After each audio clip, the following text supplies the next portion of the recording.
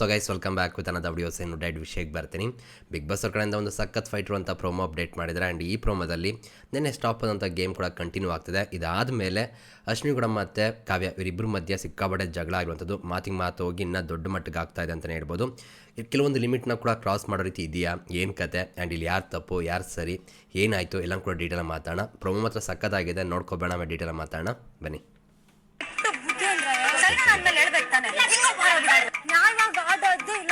ನೀನ್ ಯೂಸ್ ಮಾಡೋ ವರ್ಡ್ಸ್ ನ ಸರಿಯಾಗಿ ಯೂಸ್ ಹೋಗಮ್ಮ ಸುಮ್ಮನೆ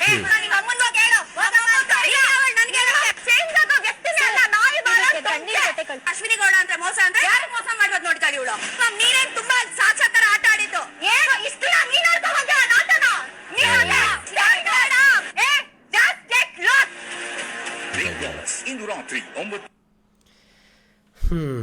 ಏನನ್ನಿಸ್ತು ಗೈಸ್, ಇಲ್ಲಿ ಕಾವ್ಯವ್ರು ಮಾಡಿದ ಸರಿನಾ ಅಶ್ವಿನಿ ಗೌಡ ಮಾಡಿದ್ರೆ ಸರಿನಾ? ನಿಮ್ಮ ಅನಿಸಿಕೆನು ಕಮೆಂಟ್ ಸೆಕ್ಷನ್ ತಿಳಿಸಿ ನೋಡೋಣ. ಆ್ಯಕ್ಚುಲಿ ಒಂದು ವಿಷಯ ಏನಪ್ಪ ಅಂದರೆ ಈ ಸೀಸನಲ್ಲಿ ಬಾಯ್ಸ್ಗಳು ಬೆಸ್ಟ್ ಅಂತ ಅನಿಸುತ್ತೆ. ನಿಮ್ಮೆಲ್ಲರಿಗೂ ಗೊತ್ತಿರುವ ಹಾಗೆ ಈ ಸೀಸನ್ ಸಿಕ್ಕಾಪಟ್ಟೆ ಜಗಳಗಳಾಗಿದೆ, ಮಾತಿಗೆ ಮಾತಾಗಿದೆ, ಆ್ಯಂಡ್ ಸಿಕ್ಕಾಪಟ್ಟೆ ಹೈಲೈಟ್ ಆಗಬೇಕು ಅಂತ ಕೂಡ ತುಂಬ ಸಲ ಜಗಳ ಕೂಡ ಮಾಡಿರೋದು ನಾವು ನೋಡಿದ್ವಿ. ತುಂಬ ಜನ ಸ್ಪರ್ಧಿಗಳು ಬಾಯ್ಬಿಟ್ಟು ಕೂಡ ಹೇಳಿದ್ದಾರೆ ಅದನ್ನು. ಅಂದರೆ ಕಿರ್ಚಾಡೋದೇ ಅಲ್ಲಿ ಏನು ವಿಷಯ ಇಲ್ಲ ಅಂದರೂ ಕೂಡ ಕಿರ್ಚಾಡೋದೇ ಹೈಲೈಟ್ ಆಗೋಸ್ಕರ ಕಾಣಿಸ್ಕೋಬೇಕು ಅನ್ನೋದು ಕೂಡ ಇರುತ್ತೆ ಅನ್ನೋದು ಗೊತ್ತಿದೆ ನಮಗೆ, ಓಕೆನಾ. ಬಟ್ ಇದೆಲ್ಲದ್ರ ಮಧ್ಯೆ ನೋಡಿದಾಗ ಕೆಲವೊಂದು ವಿಷಯಗಳನ್ನ ಅಬ್ಸರ್ವ್ ಮಾಡಿದಾಗ ಇಲ್ಲಿ ಜಾಸ್ತಿ ಕಾಂಟ್ರಿಬ್ಯೂಷನ್ ಈ ಬಿಗ್ ಬಾಸ್ ಮನೆ ಹೆಣ್ಮಕ್ಳೆಲ್ಲ ಇರೋವಂಥದ್ದು. ಜೊತೆಗೆ ಒಂದು ವಿಷಯ ಏನಪ್ಪ ಅಂದರೆ ಇಲ್ಲಿರುವಂಥ ಹೆಣ್ಮಕ್ಳಿಗೆ ತುಂಬ ಜನ ಕಂಡ್ರೆ ತುಂಬ ಜನಕ್ಕೆ ಆಗೋದೇ ಇಲ್ಲ. ಅದು ಯಾಕೆ ಆ ಲೆವೆಲ್ಗೆ ಇಟ್ಕೊಂಡಿದ್ದಾರೆ ಅಂತ ಗೊತ್ತಿಲ್ಲ ಮನಸ್ಸಲ್ಲಿ. ಅದು ತುಂಬ ಜನದಲ್ಲಿ ಕಾಣಿಸ್ತಿದೆ. ಅದು ಇರಲಿ, ಒಂದು ಸೈಡ್ಗೆ ಇಡೋಣ. ಇದಾದಮೇಲೆ ಟಾಸ್ಕ್. ಸೊ ನಿಮ್ಗೆಲ್ಲರೂ ಗೊತ್ತಿರುವ ಹಾಗೆ ಈ ವಾರ ತುಂಬ ಚೆನ್ನಾಗಿ ಅಚ್ಚುಕಟ್ಟಾಗಿ ಟಾಸ್ಕ್ಗಳನ್ನ ಕೊಟ್ಟಿರೋ ಅಂತಲೇ ಹೇಳ್ಬೋದು. ನನಗೆ ಪರ್ಸನಲಿ ತುಂಬ ಖುಷಿ ಆಯಿತು ಈ ವಾರ ಅಂತ ಹೇಳ್ತೀನಿ. ಯಾಕಂದರೆ ಈ ಸೀಸನ್ ನೋಡ್ಕೊಬಂದರೆ ಸಿಕ್ಕಾಪಟ್ಟೆ ಟಾಸ್ಕ್ಗಳೇ ಇಲ್ಲ. ಒಂದು ವಾರ ಅಂತೂ ಟಾಸ್ಕ್ನೇ ಕೊಟ್ಟಿಲ್ಲ ಸುದೀಪಣ್ಣ ಹೇಳಿದ್ರು ಅಂದ್ಬಿಟ್ಟು. ಸೊ ಅವೆಲ್ಲ ನೋಡಿದಾಗ ಸಿಕ್ಕಾಪಟ್ಟೆ ಬೇಜಾರಾಗ್ತಿತ್ತು. ಏನು ಗುರು, ಒಂದು ಸೀಸನ್ ಅಂತ ಬಂದಾಗ ಟಾಸ್ಕ್ಗಳು ಕೊಟ್ಟಾಗಲೇ ಅಲ್ವೋ ಅದು ಪರ್ಸನಾಲಿಟಿ ಗೊತ್ತಾಗುತ್ತದೆ, ಅವ್ರು ಯಾವ ಥರ ರಿಯಾಕ್ಟ್ ಮಾಡ್ತಾರೆ ಹಿಂಗೆ ಕತೆ ಅಂತ, ಯಾಕೆ ಹಿಂಗೆ ಮಾಡ್ತಿದ್ದಾರೆ ಅಂತ ತುಂಬ ಸಲ ಅನಿಸಿದ್ದು ಉಂಟು. ಆ್ಯಂಡ್ ನಾನು ವಿಡಿಯೋದಲ್ಲಿ ಕೂಡ ಹೇಳಿದ್ದೀನಿ, ಓಕೆನಾ. ಬಟ್ ಇವಾಗ ಈ ವಾರ ಮಾಡಿದಂಥ ರೀತಿ ಇದೆಯಲ್ಲ, ಒಂದು ನಾಮಿನೇಷನ್ನು, ಓಕೆ, ನಾಮಿನೇಟು ಮಾಡ್ಬೋದು, ಜೊತೆಗೆ ಕ್ಯಾಪ್ಟನ್ಸಿ ರೇಸು, ಸೇವು, ಇಷ್ಟು ಕೂಡ ಇದೆ. ಇದೆಲ್ಲವೂ ಕೂಡ ಒಂಥರ ಇಂಟ್ರೆಸ್ಟಿಂಗ್ ಆಗಿ ಮಾಡಿರುವಂಥದ್ದು, ಒಂದು ಕ್ರಿಯೇಟಿವಿಟಿ ತೋರಿಸ್ತು. ಸೊ BBK ಟೀಮ್ ಇದನ್ನು ತುಂಬ ಚೆನ್ನಾಗಿ ಮಾಡಿದ್ದಾರೆ, ಖುಷಿ ಆಯಿತು. ಇದೇ ರೀತಿ ಈ ಸೀಸನ್ ಫುಲ್ ಮಾಡಿದರೆ ಇನ್ನೂ ಸಖತ್ತಾಗಿರುವಂಥದ್ದು. ಬಟ್ ಏನಪ್ಪ ಅಂದರೆ ಇನ್ನೂ ಸ್ವಲ್ಪ ವರ್ಕ್ ಮಾಡಬೇಕು ಅಂತ ಅನ್ಕೋತೀನಿ, ನೋಡೋಣ. ಬಟ್ ಈ ವಾರ ಮಾತ್ರ BBK ಟೀಮ್ ತುಂಬ ಚೆನ್ನಾಗಿ ವರ್ಕ್ ಮಾಡಿದ್ದಾರೆ. ಸೊ ಹಾಗಾಗಿ ಟಾಸ್ಕ್ ಅಂತ ಬಂದಾಗ ಏನಾಗುತ್ತೆ ಅಂದರೆ, ಒಂದು ಫಿಸಿಕಲ್ ಸ್ಟ್ರೆಂತ್, ಅವರೆಷ್ಟು ಸ್ಟ್ರಾಂಗ್ ಇದ್ದಾರೆ, ಏನು ಕತೆ, ಯಾವ ರೀತಿ ಆಟ ಆಡ್ತಿದ್ದಾರೆ, ಪ್ರತಿಯೊಂದು ಕೂಡ ಡೀಟೇಲಾಗಿ ನಾವು ನೋಡ್ಬೋದು. ಜೊತೆಗೆ ಇವರು ಎಷ್ಟು ಸಖತ್ತಾಗಿ ಫೈಟ್ನ ಕೊಡ್ತಾರೆ, ಆ್ಯಂಡ್ ಇವರು ಖಡಕ್ ಆಗಿದ್ದಾರೆ, ಏನು ಕತೆ ಎಲ್ಲ ಕೂಡ ಗೊತ್ತಾಗುತ್ತೆ. ಆ್ಯಂಡ್ ಇದನ್ನು ಬಿಟ್ಟು ಇಲ್ಲಿ ಬರೀ ಫಿಸಿಕಲಿ ಸ್ಟ್ರೆಂತ್ ಅನ್ನೋದು ಗೊತ್ತಾಗಲ್ಲ, ಮೆಂಟಲಿ ಸ್ಟ್ರೆಂತ್ ಎಷ್ಟಿದೆ ಅಂತ ಕೂಡ ಗೊತ್ತಾಗುತ್ತೆ. ನೀವು ಅಬ್ಸರ್ವ್ ಮಾಡಿ ಗೈಸ್, ನಾರ್ಮಲ್ ಇದ್ದಾಗ ಎಲ್ಲರೂ ಒಳ್ಳೆಯವರು ಅಂತ ಅನ್ಸ್ಕೋಬೋದು. ಬಟ್ ಈ ಥರ ಸಿಚುವೇಶನ್ ಅಂತ ಬಂದಾಗ ಯಾರು ಒಳ್ಳೆಯವರು ಅಂತ ಅನ್ಸ್ಕೋತಾರೋ ಅವ್ರಿಗೆ ಒಂದು ಸ್ವಲ್ಪ ತೂಕ ಜಾಸ್ತಿ ಇರುತ್ತೆ. ಬಟ್ ಸಿಚುವೇಶನ್ ಅಂತ ಬಂದಾಗ ಈ ಥರ ಆಗೇ ಆಗುತ್ತೆ, ಅದೇನು ಮಾಡೋಕ್ಕಾಗಲ್ಲ. ಹಾಗಂತ ಅವರೆಲ್ಲ ಫೇಕ್ ಅಂತ ಕೂಡ ಹೇಳೋಕ್ಕಾಗಲ್ಲ. ಸಿಚುವೇಶನ್ ಕ್ರಿಯೇಟ್ ಮಾಡುತ್ತೆ ಕೆಲವು ವಿಷಯಗಳನ್ನ. ಬಟ್ ಏನಪ್ಪ ಅಂದರೆ ಮೆಂಟಲಿ ಎಷ್ಟು ಸ್ಟ್ರಾಂಗ್ ಇದ್ದಾರೆ, ಅವ್ರು ಯಾವ ಥರ ಸಿಚುವೇಶನ್ಗಳನ್ನ ಹ್ಯಾಂಡ್ಲ್ ಮಾಡ್ತಾರೆ, ಎಷ್ಟು ಮೆಚುರಿಟಿ ಇದೆ, ಏನು ಕತೆ. ಇರುವಂಥ ಸ್ಪರ್ಧಿಗಳು ಮೆಚುರಿಟಿ ಇದೆ, ಯಾರಿಗೂ ಏನು ದಡ್ರೇನಲ್ಲ. ಬಟ್ ಈ ಥರ ಸಿಚುವೇಶನ್ ತಂದಾಗ ಅವ್ರು ಯಾವ ಲೆವೆಲ್ಗೆ ಹ್ಯಾಂಡಲ್ ಮಾಡ್ತಾರೆ, ಮೆಚುರಿಟಿ ಏನು ಕತೆ ಅಂತ ನಮ್ಗೆ ಅವಾಗ ಗೊತ್ತಾಗುತ್ತೆ ಅಂತ ಹೇಳ್ಬೋದು. ಆ್ಯಂಡ್ ಇವಾಗ ಈ ಪ್ರಮೋದಲ್ಲೂ ಅಷ್ಟೇ, ಅಶ್ವಿನಿ ಗೌಡ ಮತ್ತು ಕಾವ್ಯ ಇವರಿಬ್ಬರ ಮಧ್ಯೆ ಆಗಿದ್ದಂಥ ವಿಷಯ ನೋಡಿ ಇಷ್ಟಿದೆ. ಸತ್ಯವಾಗಲೂ ಒಂದಿಷ್ಟಿಂದ ಶುರುವಾಗಿದೆ. ಬಟ್ ಈ ಲೆವೆಲ್ ರಿಯಾಕ್ಷನ್ಗಳಿದೆ. ಇದು ಎಷ್ಟು ಮಟ್ಟಿಗೆ ಸರಿ ನೀವೇ ಹೇಳಿ. ಬಟ್ ಆ ರಿಯಾಕ್ಷನ್ಗಳು ಬರೋದಕ್ಕೂ ಕೂಡ ಕಾರಣ ಇದೇ ಟಾಸ್ಕ್ ಅಂತಲೇ ಹೇಳ್ಬೋದು. ಆ ಸಿಚುವೇಶನ್ ಅನ್ನೋದಾಗ್ಬೋದು, ಅಲ್ಲಿ ಆಗಿದ್ದಂಥ ಫೈಟ್ ಆಗ್ಬೋದು, ಆ ಸ್ಟ್ರೆಸ್ ಆಗ್ಬೋದು, ಇವೆಲ್ಲವೂ ಕೂಡ ಕಾರಣ ಆಗುತ್ತೆ. ಬಟ್ ಏನಪ್ಪ ಅಂದರೆ ಈ ಪ್ರೋಮೋದಲ್ಲಿ ತುಂಬ ವಿಷಯಗಳ ಬಗ್ಗೆ ಮಾತಾಡೋದಿದೆ. ಸೊ ಪ್ರೋಮೋ ನೋಡ್ತಾ ಡೀಟೇಲಾಗಿ ಮಾತಾಡೋಣ ಬನ್ನಿ. ನೋಡಿ, ಕೆಟ್ಟ ಬುದ್ಧಿ, ಯಾವ ಕೆಟ್ಟ ಬುದ್ಧಿ, ಏನು ಕತೆ, ಕಾವ್ಯ ಹೇಳ್ತಾರೆ ಕೇಳಿ, ಓಕೆನಾ. ಇದು ಕೆಟ್ಟ ಬುದ್ಧಿ ಅಂತ ಹೇಳ್ತಿರೋದು. ಸೊ ಸೈರನ್ ಆದಮೇಲೆ ಆ ಸೌಂಡ್ ಬರುತ್ತಲ್ಲ, ಆ ಸೌಂಡ್ ಆದಮೇಲೆ ಅಲ್ಲಿ ಬಿಡಬೇಕು. ಸೊ ಇಲ್ಲಿ ಪ್ರೋಮೋದಲ್ಲಿ ಕೂಡ ಅದನ್ನು ಹೈಲೈಟ್ ಮಾಡಿ ತೋರಿಸಿದ್ದಾರೆ. ಆ ಸೌಂಡ್ ಆಗಿರೋದು ಕೂಡ ತೋರಿಸಿದ್ದಾರೆ, ಮತ್ತು ಅಶ್ವಿನಿ ಗೌಡರು ಮೇಗಡೆ ಬಿದ್ಕೊಂಡು ಹಾಕಿ ಇದು ಮಾಡ್ತಿರೋದು ಕೂಡ ತೋರಿಸಿದ್ದಾರೆ. ಸೊ ಈ ರೀತಿ ನೋಡಿದಾಗ ಅಶ್ವಿನಿ ಗೌಡರು ನಿಜವಾಗ್ಲೂ ತಪ್ಪು ಮಾಡಿದ್ದಾರೆ, ಓಕೆನಾ. ಅಂದರೆ ಆ ಸೌಂಡ್ ಕೇಳೋದಿಲ್ಲ ಅಂತೇನೂ ಇಲ್ಲ. ಮತ್ತು ರೂಲ್ಸ್ನ ತುಂಬ ಚೆನ್ನಾಗಿ ಅರ್ಥ ಮಾಡ್ಕೊಳ್ಳೋದು ಇವರೇ. ಅಂದರೆ ನಿಮ್ಗೆ ಗೊತ್ತಿದೆ, ಈಗ ರಘುವಣ ಎಂಟ್ರಿ ಕೊಟ್ಟಾಗ ನಿಮ್ಗೆಲ್ಲರಿಗೂ ಗೊತ್ತಿರೋ ಹಾಗೆ ಇವ್ರು ಯಾವ ಥರ ರೂಲ್ಸ್ಗಳ ಬಗ್ಗೆ ಮಾತಾಡಿದ್ರು ಅಂದರೆ ಆ ಥರ ಮಾತಾಡಿದ್ರು. ಸೊ ಹಾಗಾಗಿ ನಾನು ಹೇಳ್ತೀನಿ, ಪಕ್ಕ ಇವ್ರಿಗೆ ರೂಲ್ಸ್ಗಳ ಬಗ್ಗೆ ತುಂಬ ಚೆನ್ನಾಗಿ ಅರ್ಥ ಆಗಿರುತ್ತೆ. ಇಲ್ಲ ಅಂದರೆ ಚೈತ್ರ ಅವ್ರು ಹೇಳೋ ರೀತಿ ಇವ್ರಿಗೆ ರೂಲ್ಸ್ಗಳ ಬಗ್ಗೆ ಏನೂ ಗೊತ್ತಿಲ್ಲ, ಅದರಿಂದ ಇಷ್ಟೆಲ್ಲ ಕ್ರಿಯೇಟ್ ಆಗುತ್ತೆ ಅಂತ ಕೂಡ ಹೇಳ್ಬೋದು, ಓಕೆನಾ. ಬಟ್ ಸೈನ್ ಆಗಿರೋದನ್ನ ನೋಡಿ ಕೇಳಿದ್ದಾರೆ, ಕೇಳಿದ ಮೇಲೂ ಕೂಡ ಅವರು ಬಿಟ್ಟಿಲ್ಲ. ಸೊ ಇದು ಮೇನ್.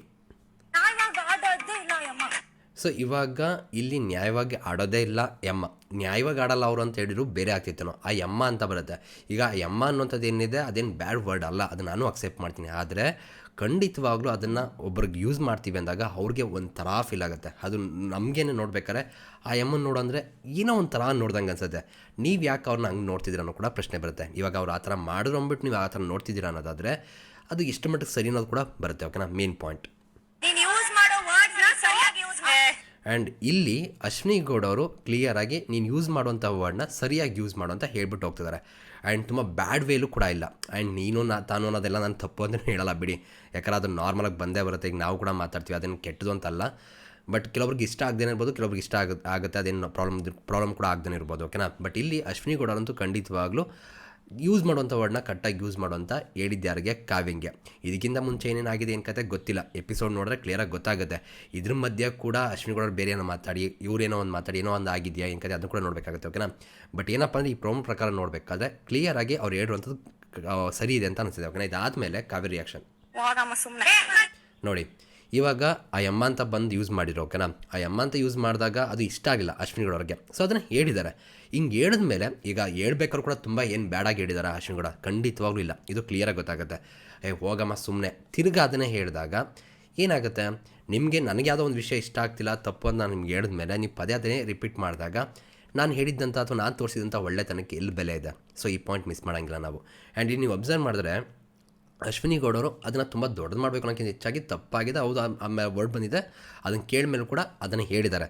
ಇವಾಗ ಕಾವ್ಯವ್ರು ಏನಾದರೂ ಬೆಟರಾಗಿ ಸರಿ ಅಂದ್ಬಿಟ್ಟು ಬಿಟ್ಬಿಟ್ಟಿರೋ ಅದನ್ನು, ಅದಾಗ್ತಿಲ್ಲ. ತಿರ್ಗಾ ಯಮ್ಮ ಅನ್ನೋ ರೀತಿ ಮಾತಾಡಿದಾಗ, ಹೋಗಮ್ಮ ಅನ್ನೋ ರೀತಿ ಮಾತಾಡಿದಾಗ ಅದು ನಿಜವಾಗ್ಲೂ ಅಶ್ವಿನಿ ಗೌಡರು ಟ್ರಿಗರ್ ಮಾಡುತ್ತೆ. ಯಾಕಂದರೆ ಇವಾಗ ಹೇಗೆ ಕಾವ್ಯವ್ರಿಗೆ ಆ ಸಿಚುವೇಷನಲ್ಲಿ ಆ ಥರ ಟ್ರಿಗರ್ ಮಾಡಿರುತ್ತೋ, ಆ ವಿಷಯಗಳು ಆ ಥರ ಮಾತಾಡೋಂಗೆ ಮಾಡಿರುತ್ತೋ ವಿಷಯಗಳನ್ನ, ಸೊ ಸೇಮ್ ವೇ ಅಶ್ವಿನಿ ಗೌಡರು ಕೂಡ ಟಾಸ್ಕ್ ಆಡ್ತಾರೆ. ಅವ್ರಿಗೂ ಕೂಡ ಆ ಟಯರ್ಡ್ನೆಸ್ ಆಗ್ಬೋದು, ಆ ಸಿಚುವೇಷನ್ ಪ್ರೆಷರ್ ಆಗ್ಬೋದು, ಇದೆಲ್ಲ ಕೂಡ ಇರಿಟೇಟ್ ಮಾಡಿರುತ್ತೆ. ಅದ್ರ ಜೊತೆಗೆ ಈ ಮಾತುಗಳು. ಸೊ ಇದೇನು ಮಾಡುತ್ತೆ, ಅವ್ರ ಕಡೆಯಿಂದ ರಿಯಾಕ್ಷನ್ ತರಿಸುತ್ತೆ. ಅದೇ ಆಗ್ತಿರೋಂಥದ್ದು. ಆ್ಯಂಡ್ ಹೌದು, ಇವಾಗ ಹೆಂಗೆ ಗೊತ್ತಾ, ಈಗ ಹೋಗಮ್ಮ ಅಯ್ಯಮ್ಮ ಇದೆಲ್ಲ ಏನು ದೊಡ್ಡ ವರ್ಡ್ಗಳೇನಲ್ಲ. ಬಟ್ ಆದರೆ ಅನ್ಸ್ಕೊಳ್ಳೋರಿಗೆ ನಿಜವಾಗ್ಲೂ ಆ ಥರ ಈ ಥರ ಸಿಚುವೇಷನ್ಗಳಂತೂ ಖಂಡಿತವಾಗ್ಲೂ ಅದು ಇಷ್ಟ ಆಗಲ್ಲ. ಆ್ಯಂಡ್ ಇಷ್ಟ ಆಗಲ್ಲ ಅಂತ ಹೇಳಿದಾಗ ಅದನ್ನು ಮಾಡ್ದಂತೆ ಇರೋದು ತುಂಬ ಒಳ್ಳೆಯದಾಗುತ್ತೆ. ಅದನ್ನೇ ರಿಪೀಟ್ ಮಾಡೋದ್ರಲ್ಲಿ ಅರ್ಥ ಇಲ್ಲ, ತಪ್ಪು. ಆ್ಯಂಡ್ ಬಂತು ನೀನು ಯಾವಳು ನನಗೆ ಹೇಳೋದಕ್ಕೆ, ಇಲ್ಲಿಂದ ಶುರುವಾಗುತ್ತೆ ಅಶ್ವಿನಿ ಗೌಡ ಅವ್ರದ್ದು. ಬಟ್ ನನಗೆ ಅಶ್ವಿನಿ ಅವ್ರದ್ದು ರಿಯಾಕ್ಷನಲ್ಲಿ ಅರ್ಥ ಇದೆ ಅಂತ ಅನಿಸುತ್ತೆ. ಆ್ಯಂಡ್ ಇಲ್ಲಿ ನೀನು ಬದಲಾಗುವಂಥ ವ್ಯಕ್ತಿನೇ ಅಲ್ಲ, ನಾಯಿ ಬಲ ಡೊಂಕೆ ಅಂತ ಕಾವ್ಯ ಯೂಸ್ ಮಾಡ್ತಿದ್ದಾರೆ. ಓಕೆನಾ. ಇಲ್ಲಿ ನಾನು ಹೇಳೋದು ಏನು ಗೊತ್ತಾ, ಅವರು ಫೇಕ್ ಆಗಿದ್ದಾರ ರಿಯಲ್ ಆಗಿದ್ದಾರ ಅದು ಬೇರೆ ಕತೆಗಳು. ಓಕೆನಾ. ಆದರೆ 2 ವಾರದಿಂದ ಅಶ್ವಿನಿ ಗೌಡರ ಆಟ ತುಂಬ ಒಳ್ಳೆ ರೀತಿ ಇದೆ. ಅವ್ರು ನಿಜವಾಗ್ಲೂ ಅವ್ರು ತಮ್ಮನ್ನು ತಾವು ಪ್ರೂವ್ ಮಾಡ್ಕೋಬೇಕು. ಆ್ಯಂಡ್ ಇಲ್ಲಿ ಇವಾಗ ನಿಮ್ಗೆ ಗೊತ್ತಿರೋ ಹಾಗೆ ವಾರದ ಕಥೆ ಜೊತೆ ಎಪಿಸೋಡ್ ಒಂದು ಸೌಂಡ್ ಬರುತ್ತೆ, ಅವ್ರು ಬಳಸಿರುವಂಥ ಪದಗಳು. ಅಲ್ಲಿವರೆಗೂ ಅಶ್ವಿನಿ ಗೌಡರು ತುಂಬ ಅಸಹ್ಯವಾಗಿ ಆಟ ಆಡಿದ್ದಾರೆ, ಅದ್ರ ಬೆಣ್ಣೆ ಮಾತೇ ಇಲ್ಲ. ಯಾಕಂದ್ರೆ ಅಲ್ಲಿ ಬಳಸಿದಂಥ ಪದಗಳು ಒಂದು ಸರಿ ಇಲ್ಲ, ಅದು ನೀವೇ ಕೇಳ್ಬೋದು. ಇನ್ನೂ ವರ್ಡ್ಗಳಿದೆ, ಅದು ನಮ್ಗೆ ಹಾಕಿಲ್ಲ ಅಂತ ಕೂಡ ಸುದೀಪನ ಕೂಡ ಹೇಳ್ತಾರೆ. ಹಿಂಗಿರ್ಬೇಕಾದ್ರೆ ಅಶ್ವಿನಿ ಗೌಡವರು ಅಲ್ಲಿವರೆಗೂ ತುಂಬ ತಪ್ಪುಗಳನ್ನ ಮಾಡಿದ್ದಾರೆ.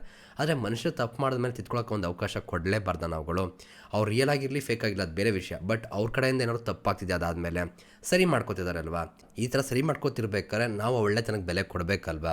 ಅಟ್ಲೀಸ್ಟ್ ಒಳ್ಳೆ ಥರ ಇರಬೇಕು, ಒಳ್ಳೆತನ ತೋರಿಸ್ಕೋಬೇಕು ಅಂದ್ಕೊಳ್ಳೋದೇ ಒಳ್ಳೆತನ ಅಲ್ವಾ. ಒಳ್ಳೆಯವ್ರ ಥರ ಇರಬೇಕು ಅಂದ್ಕೊಳ್ಳೋದೇ ಒಳ್ಳೆತನ ಅಲ್ವಾ. ಆ್ಯಂಡ್ ಯಾರಿಗೂ ಕೂಡ ನೆಗೆಟಿವ್ ಕೂಡ ಆಗ್ತಿಲ್ಲ ಅಲ್ವಾ. ಅದನ್ನು ತಲೆಯಿಟ್ಕೋಬೇಕಾಗತ್ತೆ ಕಾವ್ಯ. ಅಶ್ವಿನಿ ಗೌಡ ಅಂದ್ರೆ ಮೋಸ ಅಂದ್ರೆ ಯಾರು ಮೋಸ ಮಾಡೋದು ನೋಡ್ತಾಳೆ ಇವಳು.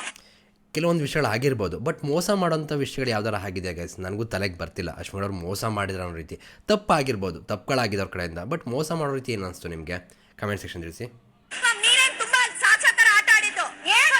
ಆ್ಯಂಡ್ ಅಶ್ವಿನಿ ಗೌಡ ಅವರು ಕೂಡ ಇವಾಗ ರಿಯಾಕ್ಷನ್ ಯಾಕೆ ಬರ್ತಿದೆ ಅಂದರೆ ಇವರು ಈ ಮಾತುಗಳು ಬಂದಿರೋದ್ರಿಂದನೇ ಇವಾಗ ಅವರು ಬಳಸೋದ್ರಲ್ಲೂ ಕೂಡ ಅರ್ಥ ಇದೆ. ಯಾಕಂದರೆ ಇವಾಗ ಇವ್ರ ಕಡೆಯಿಂದ ಈ ಥರ ಮಾತುಗಳೆಲ್ಲ ಬಂದಾಗ ನೀನು ಫುಲ್ ಸಾಚಾ ಥರ ಆಡಿರ್ತೀಯ ಅನ್ನೋ ರೀತಿ ಬರುತ್ತೆ. ಯಾಕಂದ್ರೆ ಅವ್ರ ಕಡೆಯಿಂದ ಕೂಡ ಒಂದಿಷ್ಟು ಮಿಸ್ಟೇಕ್ ಆಗಿರ್ಬೋದು, ಅದನ್ನು ಎಪಿಸೋಡ್ ನೋಡಿ ಮಾತಾಡೋಣ. ಅವ್ರ ಕಡೆಯಿಂದ ಏನಾಗಿರುತ್ತೆ ಏನು ಕತೆ ಅಂತ, ಅವ್ರು ಸಾಚವಾಗಿ ಆಡಿದಾರಾ ಇಲ್ವಾ ಅದು ಗೊತ್ತಾಗುತ್ತೆ. ಬಟ್ ಇವ್ರ ಕಡೆಯಿಂದ ಕೂಡ ಆ ವರ್ಡ್ಗಳೆಲ್ಲ ಬೇಕಾಗಿಲ್ಲ ಅಂತ ಅನ್ಕೋತೀನಿ.